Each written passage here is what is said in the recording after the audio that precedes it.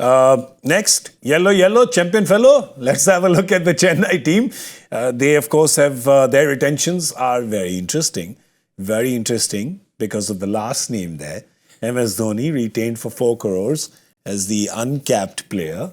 Then they have Shivam Dube, Pathirana, Ravindra Jadeja, Rituraj Gaikwad. If you were to ask there, they have 1 RTM remaining. Who would they use it for? Devon Conway. Ooh. Devon Conway. Not Rachin Ravindra? I think what they'll do with CSK is, I think they'll look at the order in which they're coming. I think Devon Conway is coming before Rachin Ravindra in the order. So if they can buy Devon Conway, they'll use that RTM for Rachin Ravindra, because I think the bidding for Ravindra might just go a little bit more than the bidding for Devon Conway.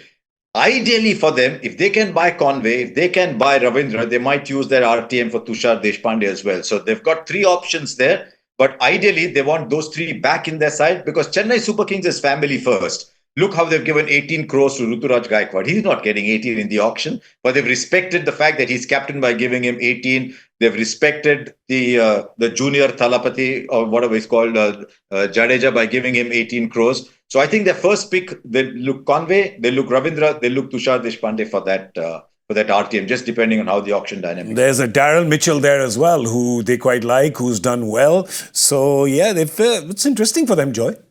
Yeah, it's interesting. I have a fantasy theory. My big fantasy theory is that they get somebody like, and he survives and gets there, a Rishabh Pant, and Rishabh Pant gets 2 years to be under Dhoni.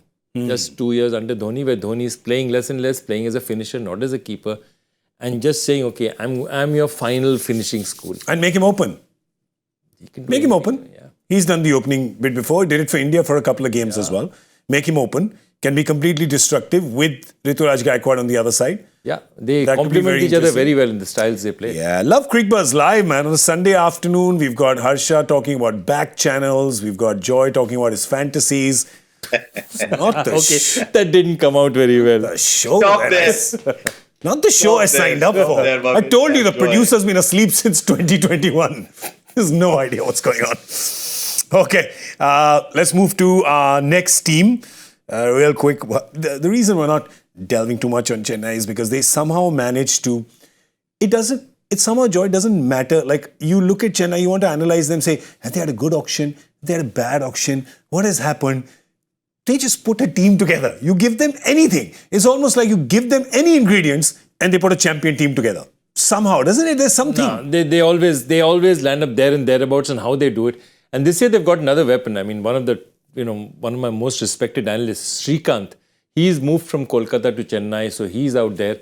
And I think his speciality is also picking out those international and Indian players that you don't see. So the Varun Chakravartis of the world, the Prasidh Krishnas of the world, the Rinku Singhs of the world, these are all Srikanth picks. Oh, nice. So look out for, some interesting left field, international and domestic picks, because he being there, he gives them that extra, option. Yeah.